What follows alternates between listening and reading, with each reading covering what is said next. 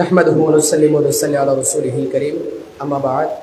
উপস্থিত সম্মানিত বিজ্ঞ বিচারক মণ্ডলী এবং আমার সামনে উপস্থিত শ্রোতাবিন্দু সকলকে অন্তরের অন্তঃস্থ থেকে মোবারকবাদ এবং সালাম। আসসালামু আলাইকুম ওয়া রাহমাতুল্লাহি ওয়া বারাকাতুহু। যেহেতু সময় খুব সংক্ষিপ্ত, আমি খুতবা না বাড়িয়ে আমার মূল বক্তব্যে চলে যাচ্ছি। প্রথমে হচ্ছে আলা হযরত তিনি কে, আলা হযরত নবী প্রেম কেমন ছিল এবং মুজাদ্দিদ কি, এবং মুজাদ্দিদ কারা। মুজাদ্দিদ তারা যাদেরকে আল্লাহ পাক রব্বুল আলামিন পাঠিয়ে থাকেন, তারা নিচে থেকে আসেন না। যেমন হযরতে আবু হুরায়রা রাদিয়াল্লাহু তাআলা আনহু হতে বর্ণিত, আন আবি হুরায়রা রাদিয়াল্লাহু তাআলা আনহু قال قال رسول الله صلى الله عليه وسلم ان الله يبعث لهذه الامه على راس كل 100 سنه من يجدد لها دينها। যে প্রতিটি শতাব্দীতে আল্লাহ রাব্বুল আলামিন একজন করে মুজাদ্দিদ পাঠান, যারা ইসলামকে পূর্ণ জীবন দিবেন। আলা হযরত ইমাম ইশকে মুহাব্বতের জ্ঞানের পরিধি কেমন ছিল? আলা হযরত ইমাম ইশকে মুহাব্বত তিনি এমন একজন জ্ঞানী ছিলেন যে তিনি তার জন্মসাল কোরআন কারীম থেকে বের করেছেন, যা 28 নম্বর পারা 4 নম্বর পৃষ্ঠা সূরাতুল মুজাদালা 22 নম্বর আয়াতের মধ্যে রয়েছে। উলাইকা কাতাবা ফি কুলুবিহিমুল ঈমান ওয়া আইয়াদাহুম বিরূহিম মিন। তাদের অন্তরের মধ্যে ঈমানের মোহর দেওয়া হয়েছে। তারা কারা? তারা হচ্ছে মুজাদ্দিদ। এবং এক আশিক বললেন, হুজুর আপনি তো আপনার জন্মের কথা কোরআন থেকে বের করে জন্মের সাল, তাহলে নিশ্চয়ই আপনার মৃত্যুর সালও তাহলে কোরআনে থাকবে। তিনি বলেন হ্যাঁ অবশ্যই আছে। তিনি তখন দলিল দিলেন 29 নম্বর পৃষ্ঠা সূরাতুদ দাহরের 15 নম্বর আয়াত, ওয়াইতাফু আলাইহিম বিআনিয়াতিন মিন ফিদ্দা। আলা হযরতের ইলমের জ্ঞান কেমন ছিল? ইলমের মধ্যে আমরা দেখতে পাই যে আলা হযরত ফতোয়ার ক্ষেত্রে যিনি 30 খণ্ড ফতোয়া রেজবিয়ালকে সারা পৃথিবীকে চমকে দিয়েছেন।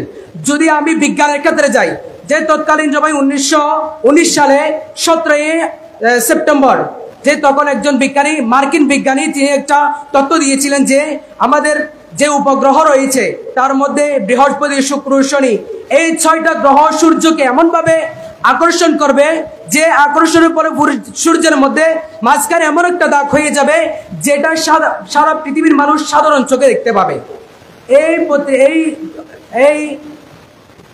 এই গবেষণাটা তখন, এই প্রচারটা তৎকালীন সময় ইংরেজি পত্রিকা দ্য এক্সপ্রেস তখন সেটাতে প্রকাশ করা হয়। এটা আলা হযরত মোহাম্মদ রেজা খান ফাজিল বেরলভী রাহমাতুল্লাহ আলাইহি একজন ছাত্র দেখলেন। দেখার সাথে সাথে হুজুরের কাছে চলে আসলেন যে হুজুর এই বিজ্ঞানী এই কথাটা বলেছেন। তিনি দেখার সাথে সাথে কলম ধরলেন, সেখানে শুধু কোরআন হাদিসের দলিল দিয়ে বড়াই দেননি, বরঞ্চ মহাকাশের সত্যিকার একজন মহাকাশ বিজ্ঞানী, জ্যোতির্বিজ্ঞানী প্রমাণ করে 17টা দলিল দিয়ে তার এই যুক্তিকে খণ্ডন করেছেন। তিনি ওই জ্যোতির্বিদ্যা সম্পর্কে 27টি বই লিখেছেন। যদি আলা হযরতের গণিত সম্পর্কে আমি বলতে চাই, তৎকালীন সময়ে আলিগড় বিশ্ববিদ্যালয়ের একজন ডক্টর জিয়াউদ্দিন, তিনি জিয়ামতির মধ্যে একটা বড় সমস্যায় পড়ে গেলেন। তখন সেখানে একজন ওই বিশ্ববিদ্যালয়ের মধ্যে আলা হযরত মোহাম্মদ রেজা খানের একজন আশিক ছিলেন, যেখানে তিনি বললেন যে হুজুর আপনার এই সমাধান আমার হুজুর দিতে পারেন। তিনি তখন বলে আমি তো অনেক মৌলানা দেখছি, যে মৌলানা কিভাবে সমাধান দিবে। তো তিনি বললেন তবুও গিয়ে দেখতে পারেন। তখন তিনি যাওয়ার সাথে সাথে আলা হযরতকে বললেন, আলা হযরত সাথে সাথে মাত্র 3 মিনিটের মাথায় তিনি প্রশ্ন উত্তর দিয়ে দিলেন। আলা হযরত তিনি কেমনে আলা হযরত হয়েছেন? ওনার নাম ছিল মূলত আহমদ রেজা। রাসূল পাক সাল্লাল্লাহু আলাইহি ওয়াসাল্লামের নূরানি ফয়জত পাওয়ার কারণে আলা হযরত হয়েছে।